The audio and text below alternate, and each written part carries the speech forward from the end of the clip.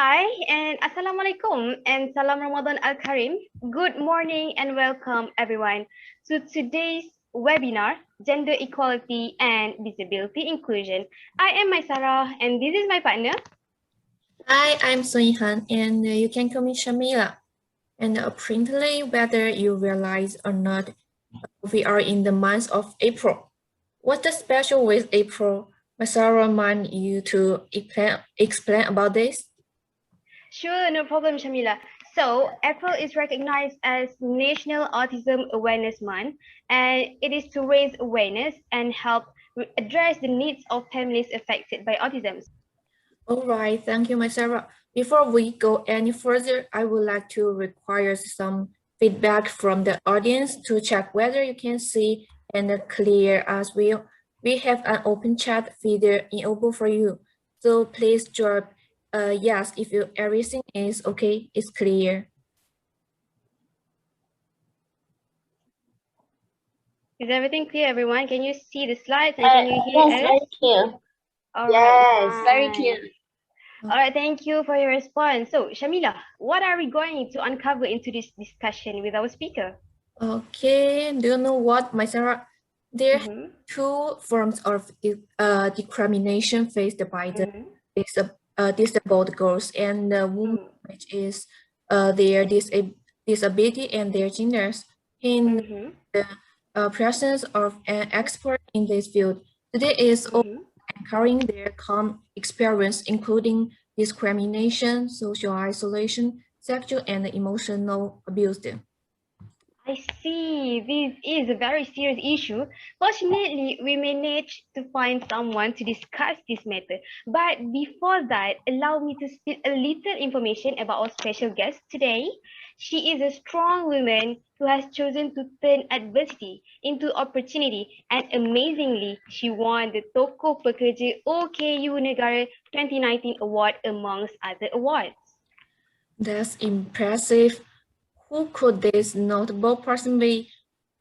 All right, so I'm gonna share with you, okay? Don't be surprised. This is a very special person, our one and only Dr. Aizan Sofia Amin. So welcome, Dr. Aizan, to today's webinar. How are you? Yeah, Alhamdulillah, I'm fine. Thank you. How are you?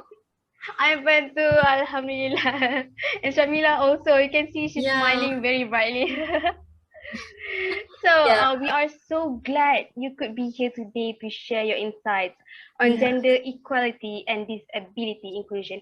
And it seems like you have prepared slides for us. So thank you so much, Dr. Aizan. Thank you. No worries, no worries. That's my pleasure to help you. So Shamila.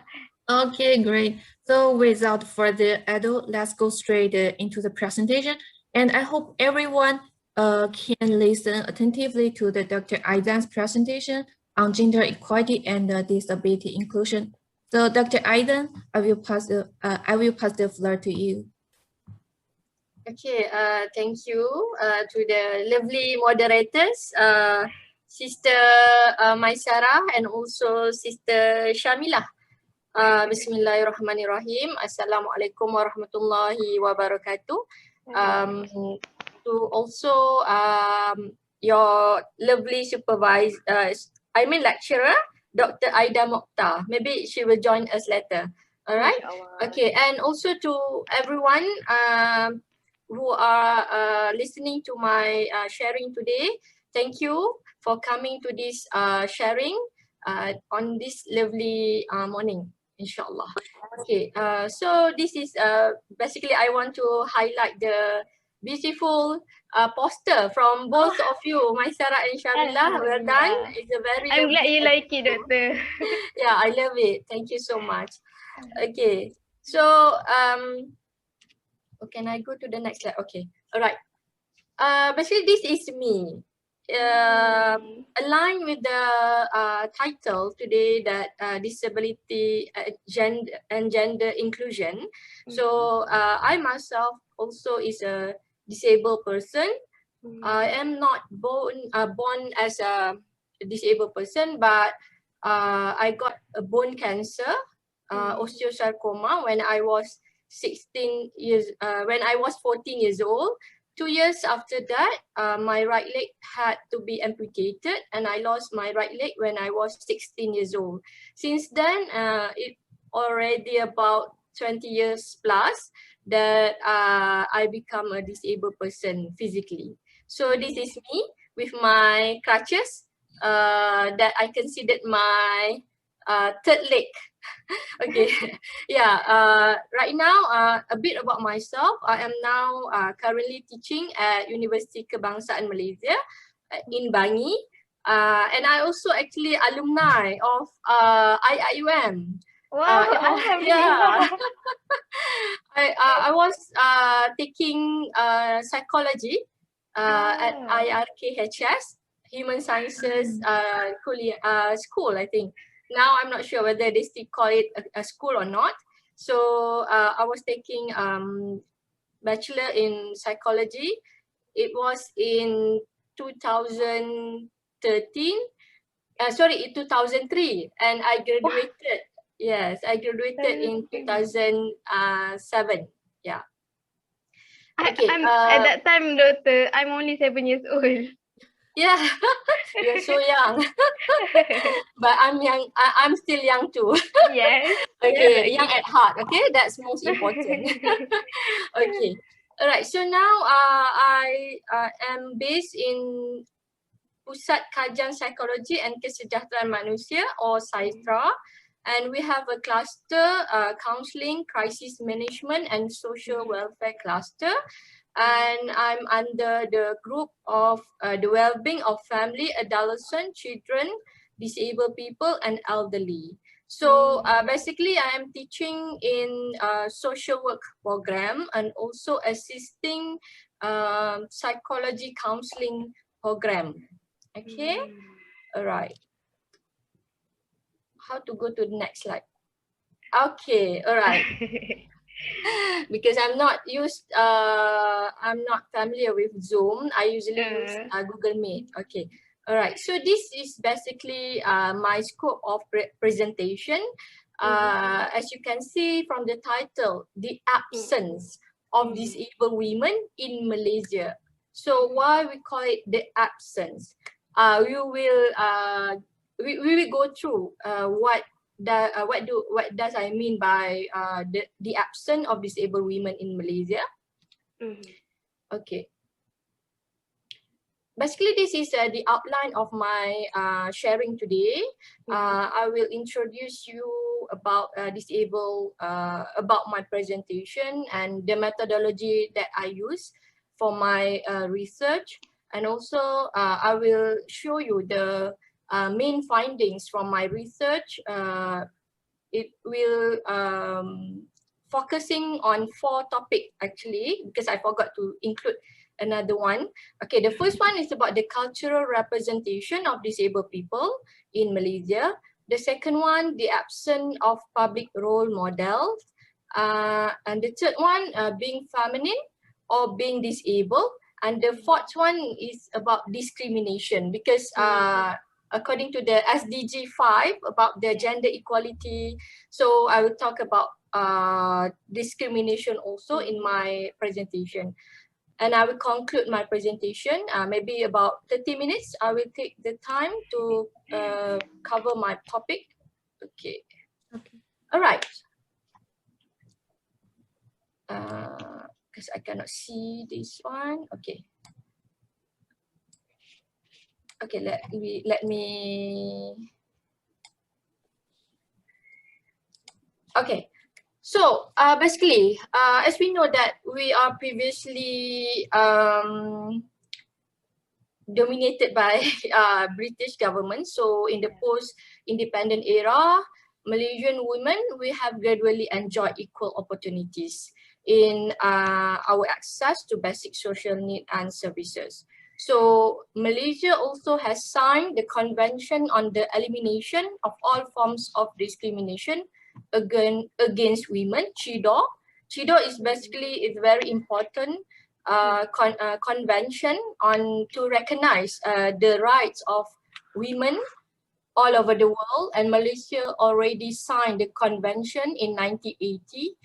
And however, with some reservation, okay, with some reservations, where Malaysia did not sign the paragraph 2, Article 9, Article 5, paragraph 2, Article 16.1 and paragraph 2.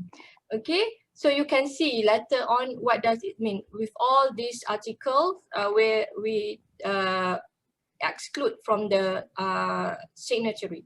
Okay, the government of Malaysia declares that Malaysia accession is subject to understanding that the provision of the convention do not conflict with the provision of the Islamic Sharia law and the federal constitution of Malaysia. So whenever any article that do not go in line with Islamic Sharia law in Malaysia and the federal constitution, so we do not recognize, although we have signed to the CIDO.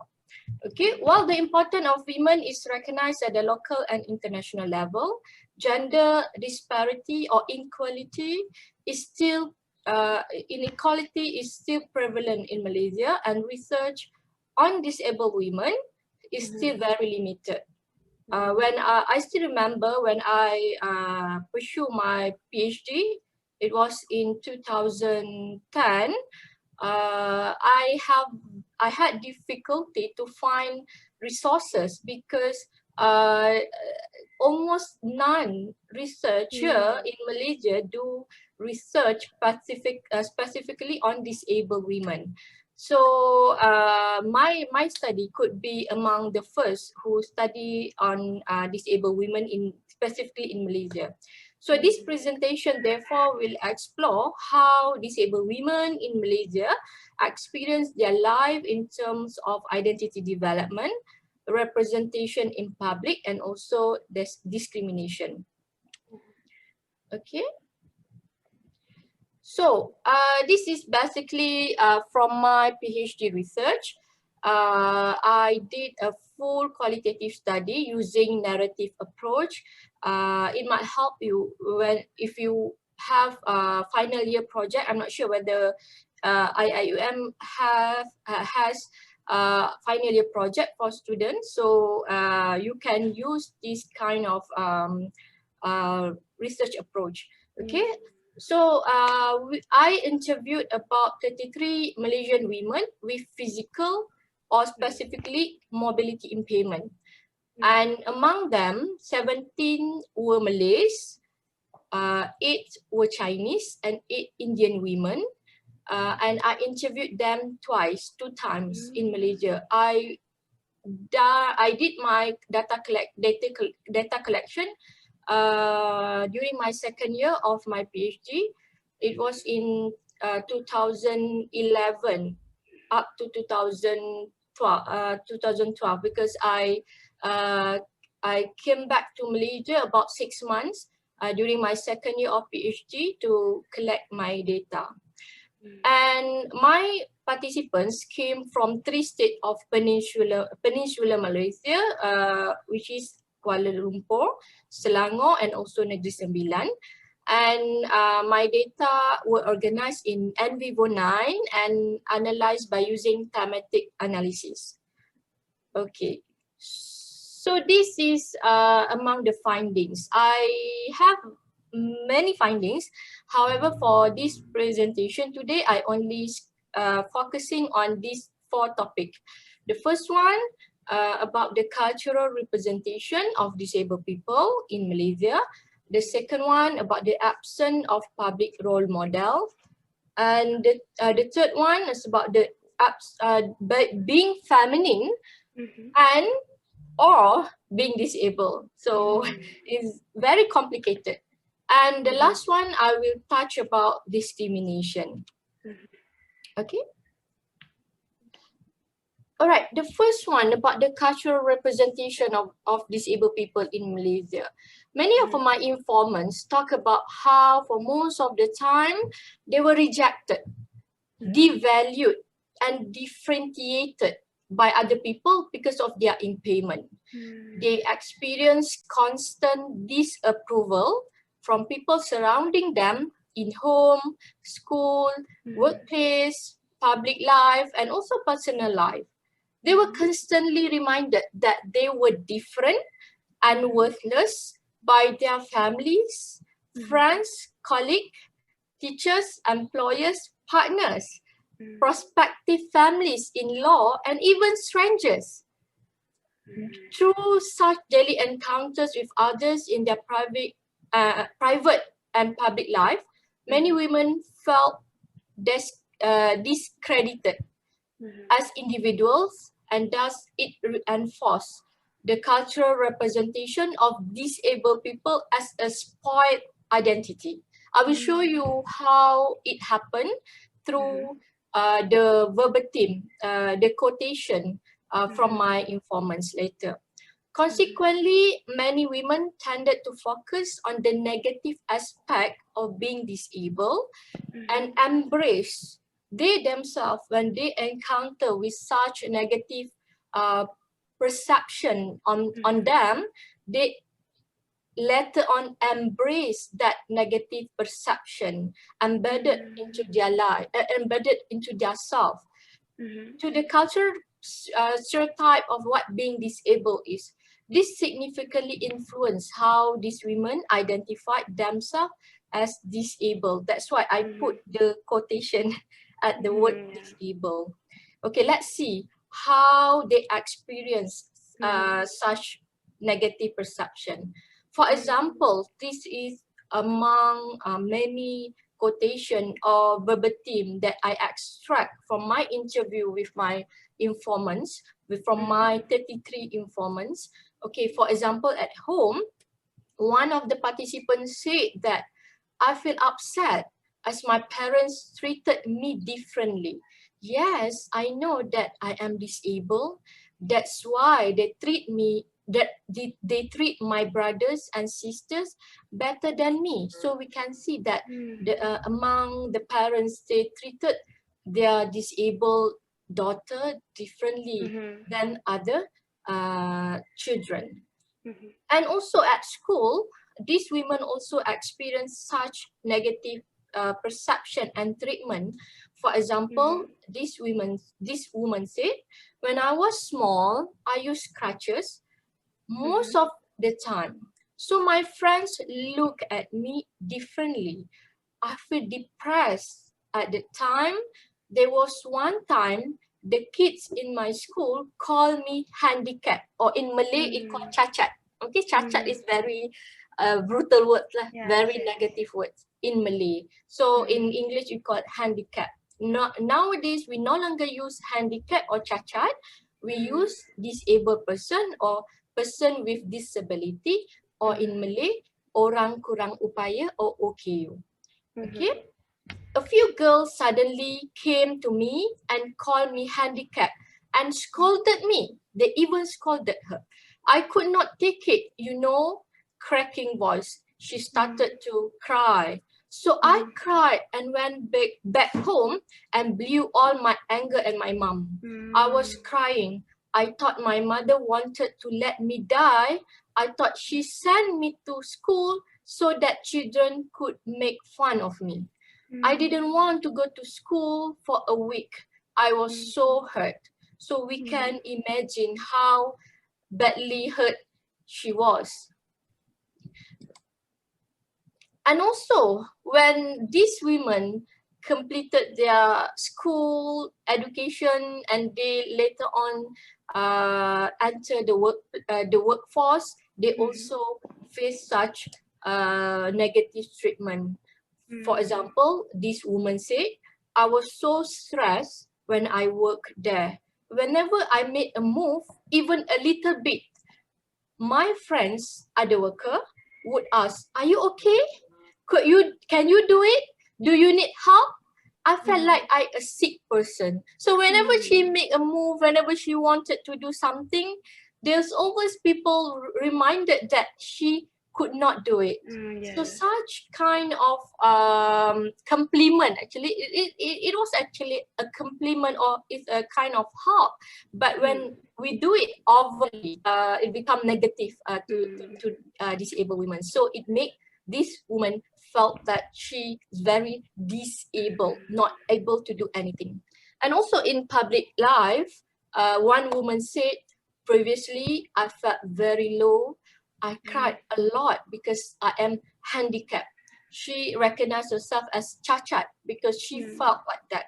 There was one time when I was working in a supermarket, a guy who I didn't know looked at me from head to toe, dari atas ke bawah. He stared at me as if I was an alien. It made me feel irritated. Our society cannot accept, as you know. After that, I cried for many days, you know. I felt myself to be like an alien. It made me feel very small and hurt. I didn't want to be handicapped. So what I am going to do, I also want to be normal. So such kind of public reaction made these women feel that they are not normal and they feel that they are always handicapped or disabled, although they can live a life like other people. So this kind of experience that I gather from my participants regarding the cultural representation of disabled people in Malaysia. That's why I put the connotation there, the word disabled, as someone who are unable to do anything, very little, very devalued, very different, very small. So this is what my participant felt.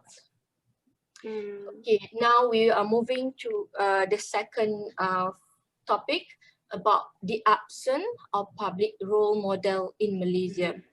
Okay, as we know that being disabled in Malaysia is complicated by the fact that there are very few positive public role models. Not only are disabled people rarely seen on the street because of the inaccessibility issue, because we don't have accessible buildings, or although we have more accessible building right now, but still there are many other building which are not accessible for those with physical or hearing impairment especially. They are almost entirely absent from the media, the television, or other form of public life. Many women were systematically excluded from full participation in society. They spend much of their time within their home environment because many of them live in remote areas and in poverty. Many of them came from low-income family and live in rural area instead of in urban area. This is I found from my study. So the family, we found that played a key role for them, and they had very limited contact with wider population because their life restricted only within the home environment, or at school not easily they can access to the public space. So their recognition was almost totally absent in public.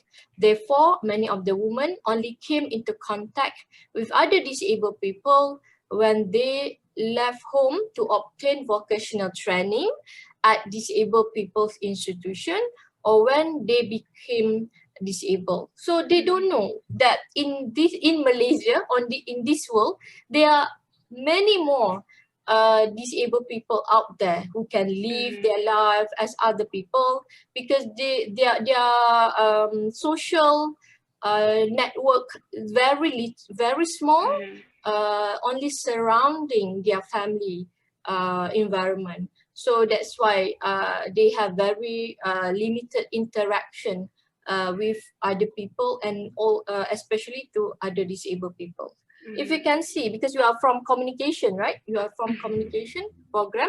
So if you can see in media, okay, or in television, if we have like drama or movie, very few disabled people be included.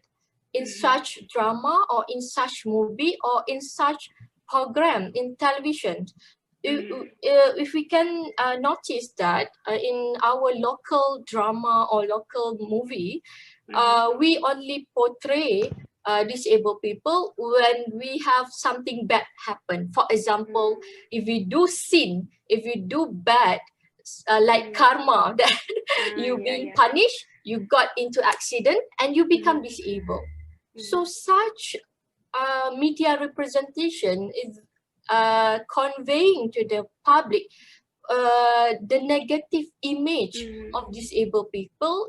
You are a bad person, then you get your punishment, you become disabled. So such kind of negative perception or image of disabled people should be changed. We should make pragmatic changes in our media representation towards disabled people. So we should portray them as like other people. They go to school, they go to work, they go to doing sport. They also even go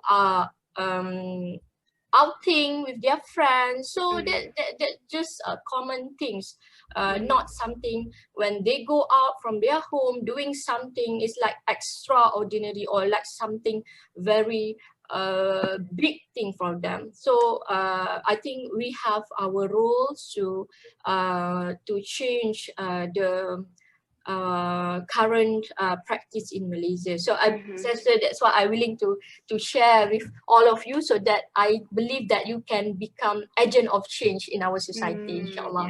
Yeah? Inshallah. All right. And we also can see that people, disabled women from these two type of impairment, congenital and acquired. Congenital is those who are born with impairment, who are born with disability. But those who are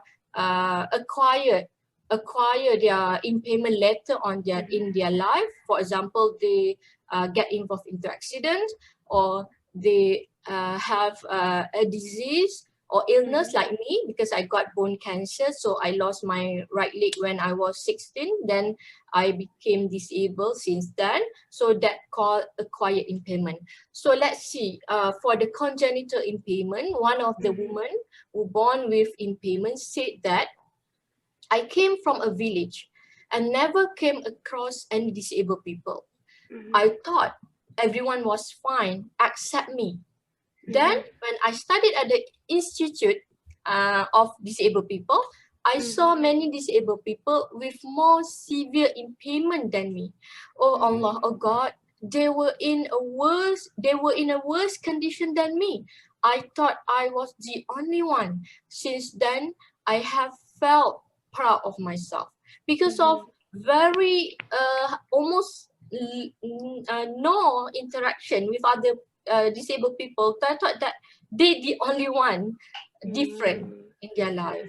So that's why they sometimes feel like alien when people have negative reaction towards them. And also women who acquired their impairment later on their life also shared similar experience. When one of the women said, when all the visitors at the hospital came and went to visit her, at night, it was just me and my disability. So I didn't go into a deep depression, but I was aware of, the things I had lost, and that I wouldn't be able to walk because she had an accident and became paralyzed.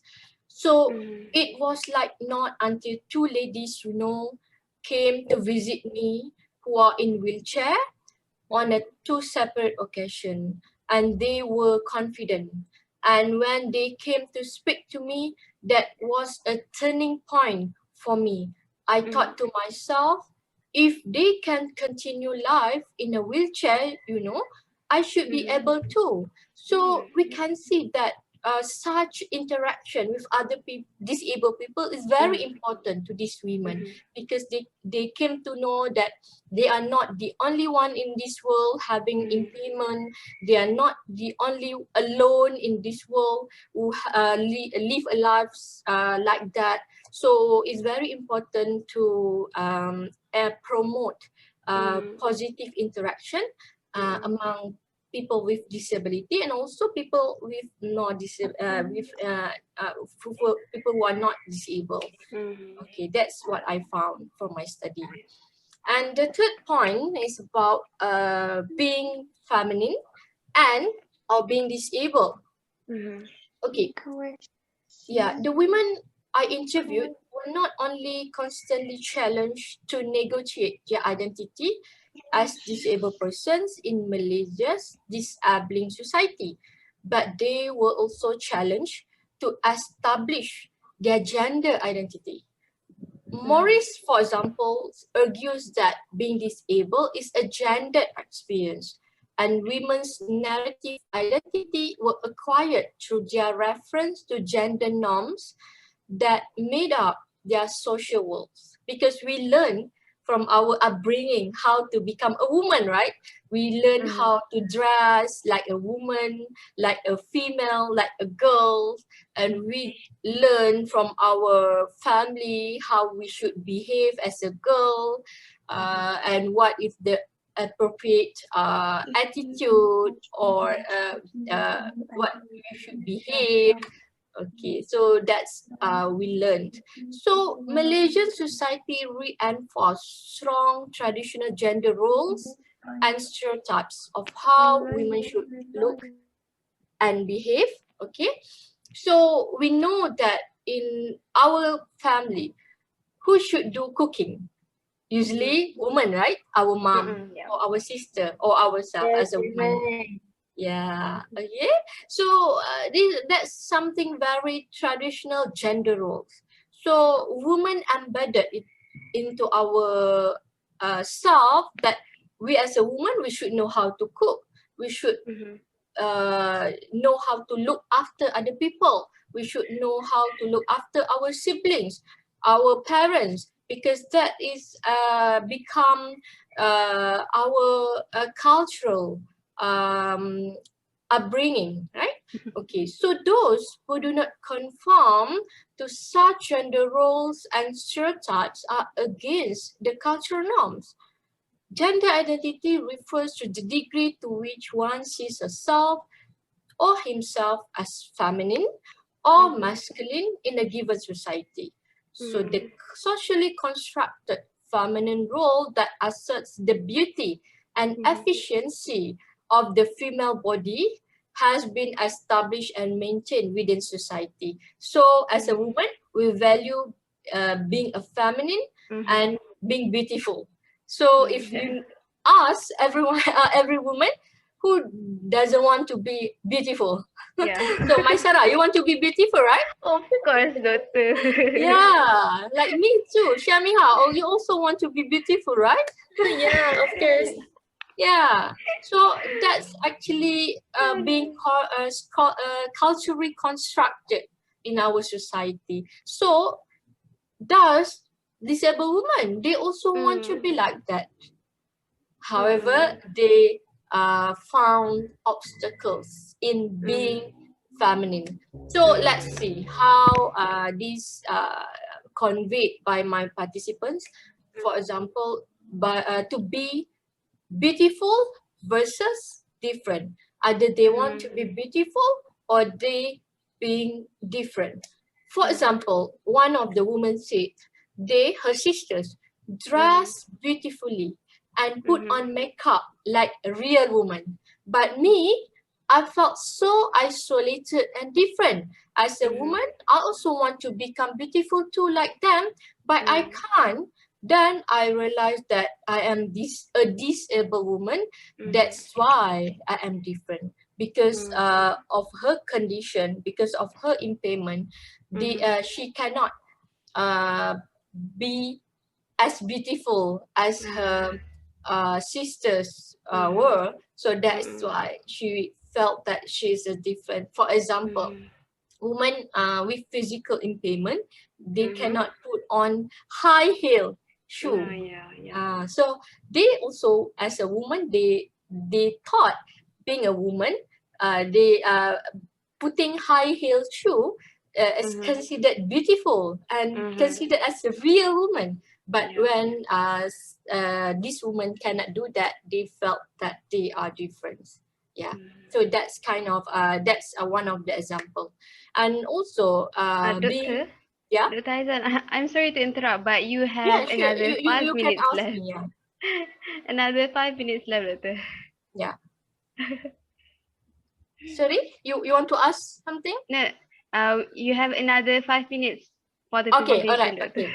Okay, so being feminine, weak and vulnerable, okay? Since I was young, my mom never dressed me like a girl.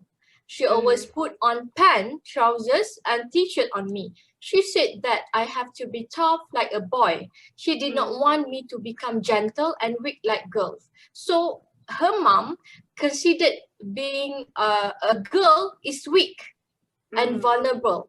So she should act like a boy to overcome her disability, to show that she is not weak as a disabled person. Okay. And last topic about discrimination. Many women disclose that they experience significant barriers in healthcare, transportation, education and training, employment, housing and family life. Most of the barriers were caused by structural barriers and disabling societal attitudes toward disabled women. And we see how this discrimination takes place. For example, in terms of transportation, many women were denied their right to access to public transport. For example, like taking a taxi. This woman said, I have always had problem with getting a taxi. When I stopped them, they said that they didn't want to take me. Some of them said that taxi driver can't leave the wheelchair. Then I told him if he wanted to charge me extra because of that, I was fine with that. And the taxi driver charged her extra. So that's obviously a discrimination. And also in education, for example, this lady, she was denied her right to continue her education after her amputation surgery. For example, when she applied to her school, they refused her application to continue her education at that school because she said that the school afraid that she will make the school reputation affected because because she is disabled. So that very negative perception on disabled people. And also in terms of employment, for example, many women were denied their access to employment. Like this example, companies out there, they don't want to take on disabled people who use a wheelchair like me. I felt so upset and wanted to cry at that time when they looked down on me. Why do those of us in a wheelchair do not deserve to work? One of the employers said to me, Miss, there is no need for you to bring your certificate while you are still in a wheelchair. That's a very cruel statement came from the employer. And also lastly, in terms of marriage access, also these women were denied their right to have a family life. For example, a woman, she had a relationship with non-disabled man. She said that she broke up with her boyfriend after 5 years getting together because his mother disliked her. The man's mother want his son to get married with non-disabled woman. And not only that, when disabled woman form a relationship with disabled man himself, also encounter such rejection. For example, this woman said, my boyfriend is also a disabled man, but he is not in a wheelchair like me. His parents strongly objected to our marriage plan because they wanted him to marry a non-disabled woman. So disabled women, they cannot get married with either non-disabled or non-disabled man. Not everyone, not all, but majority of them. So that left them with very strong psycho-emotional disableism that affect their well-being as a woman and as a disabled person. So that's end my presentation that see how women with physical impairment experience their gender identity development, their representation in public, and this discrimination they face in everyday life. Maybe I can discuss this during the question session. Okay. Okay, thank you. That's all from me. Okay. Thank you so much, Dr. Aizan. That's a very sorrowful presentation regarding today's topic. And I hope attendees will gain something beneficial from the presentation. Okay, now that the presentation is over, this is a great chance to ask some questions and clear the misunderstanding that you might be having regarding gender equality and disability inclusion. Right, Shamilah? So, Shamilah, I see you are very eager to ask something, and seems like it has been bugging you for too long. Why don't you go for it first? All right, thank you, Maisarah. So basically, Sustainable Development Goals number 5 did explain the discrimination can have many manifestations, and it is often subtle and insidious. If discrimination happens towards young child, most probably it will undermining their features. So Dr. Aizan, I just want to know whether the age is a factor in the discrimination towards women with disability. Are the older women discriminated more or less than the younger women? Okay, thank you very much, Shamiha, for the good questions. Generally, age is not a factor in discriminations towards women with disability, because if you can see from my sharing, from my presentation, from my findings, that discrimination happen at all age from my participants' experiences. So we can see that discriminations also happen at school, during school age, at workplace, and also at public life. So it happened everywhere. So once they become, once you are disabled woman or disabled girl, you may be subjected to such discriminations in everyday life. Yeah. That's my answer. Is it what? Yeah. Is it answering your questions? Oh, okay, all right. Thank you, Dr. Aida, for answering my question. I think I can be the only person who have question, right? Yeah. Partner also got something playing her mind. Yeah. So Maisarah, over to you. Okay, yes, thank you so much, my dearest partner, Shamilah. Of course, Dr. Aizan, I also want to grab this opportunity and ask a question to an expert in this field. So, in terms of advocacy efforts, women with disabilities would have wanted it to be increased in order to eliminate the discrimination that they have been facing with. However, if they want to fight against violence against women and advocacy for gender equality, is it true that their voice would only be impactful and being heard when they are someone well known? What do you think? Yes. Thank you, Maisarah. That's very great questions. Yeah. Yes, we need such public representation, such role model who have who are well known to the society, so that our voice being heard at the national and also international level. For example, right now we have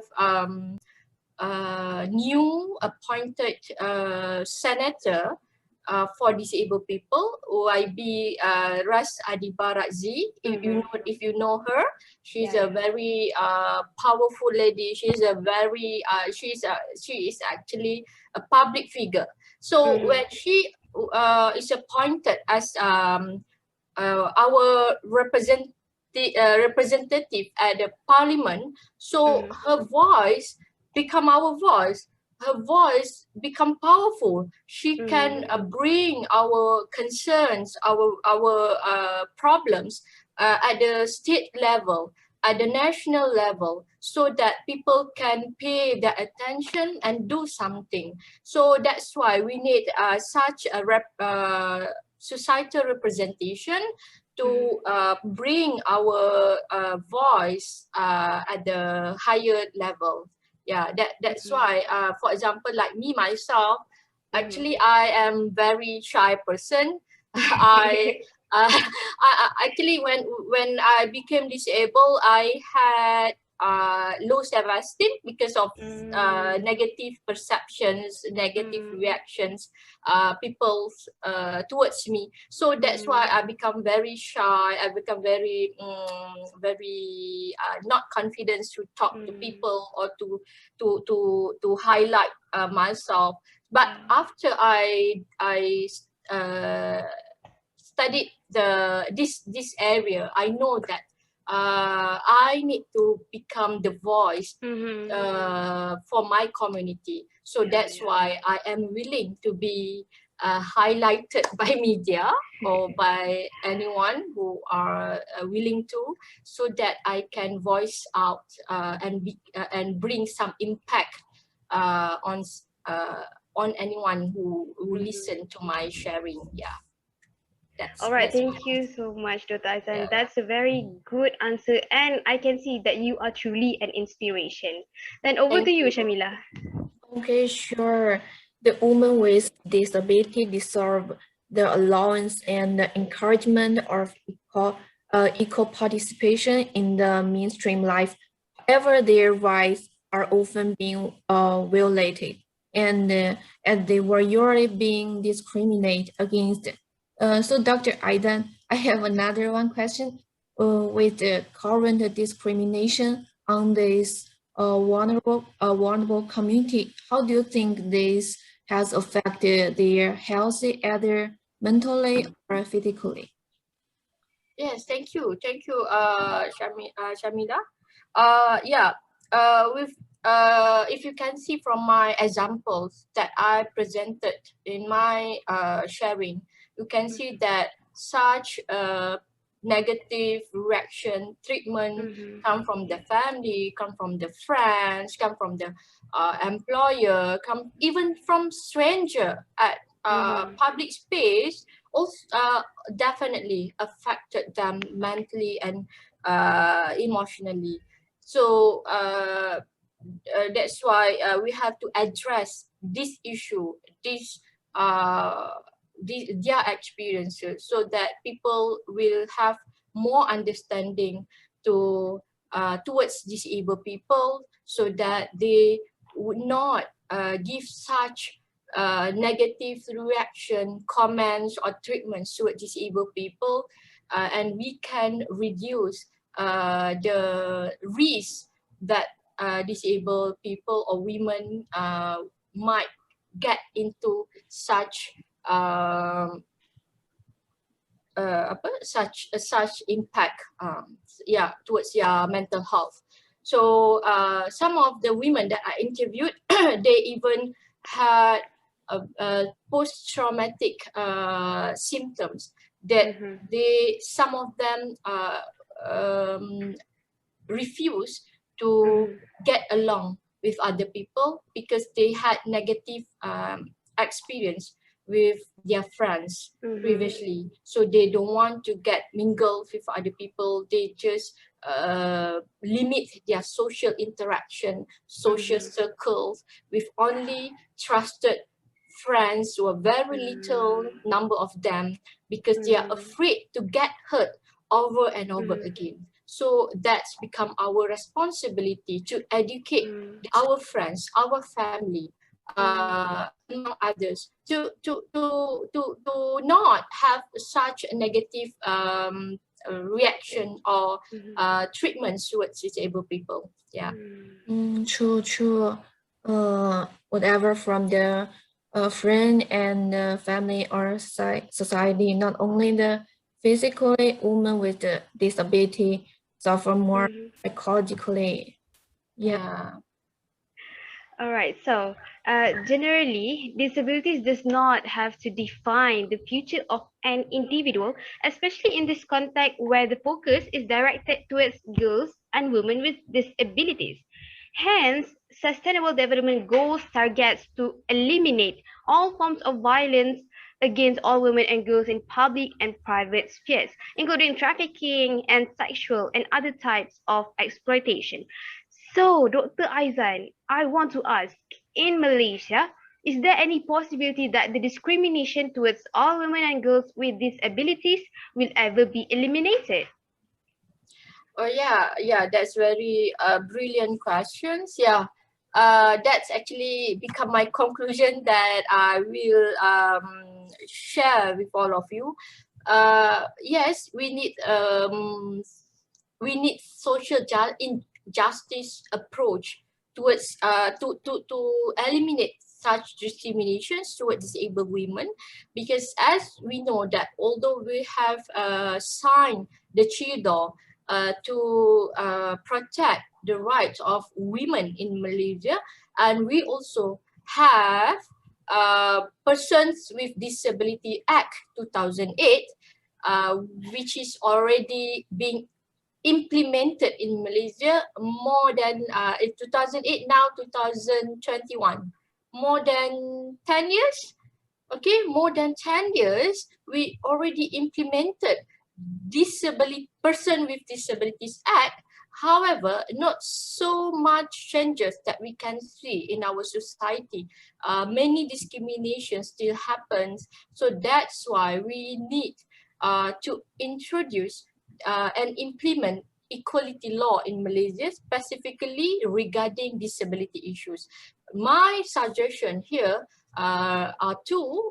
First one, we need to revise and amend the Person with Disability Act 2008 and introduce penalties in that act, because now we only have a very good documentations for that act that only address what society and what other party needs to do to assist or to give access to disabled people in many areas of life.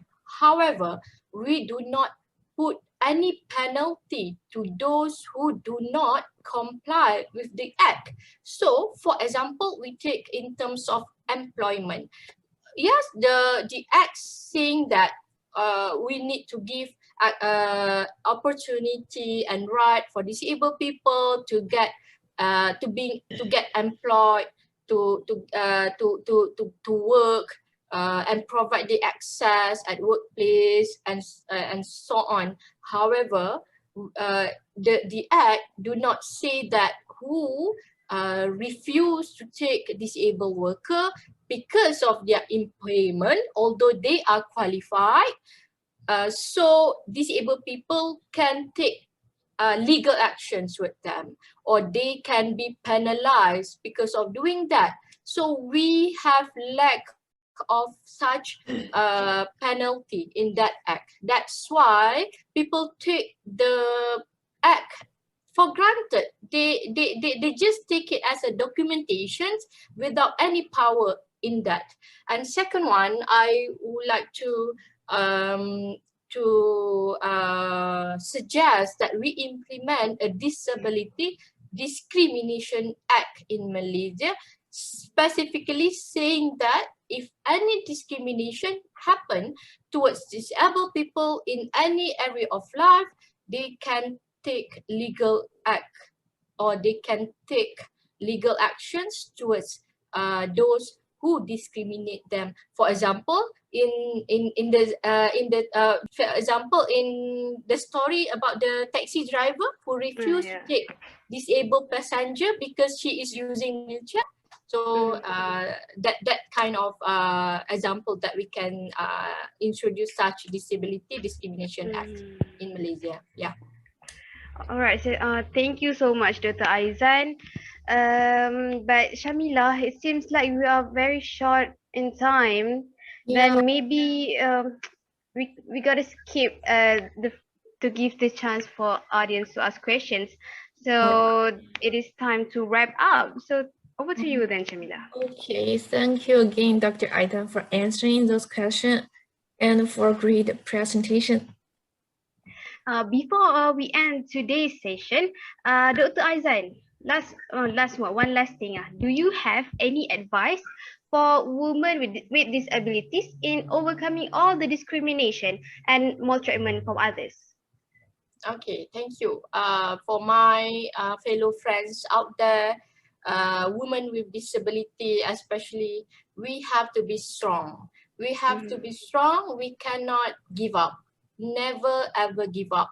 In whatever obstacles and difficulties that we encounter in our life, take it as a challenge for us to become our strength, to fight back and bounce back so that we can lead our life as other people. So you are very strong, you are beautiful, you are special. So we rock the world, inshallah. Okay, that's all from me. Thank you so much. Thank you so much, Dr. Aizan. That's a very great advice. It's very pleasure to have you with us today.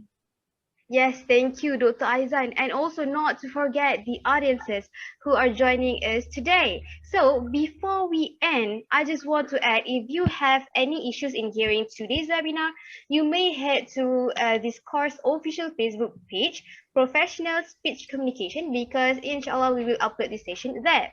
Dr. Aizan, before we end this session, let's take a picture together just to memorize this moment. Yeah, sure. Right. Okay. Either can also open the camera if you want your face, your beautiful face to be in the camera. Are you going to take the picture of me, Shamilah? Me. All right. Thank you. Okay. Smile. One more. Thank you, Rina. Okay, thank you. Okay, thank you so much.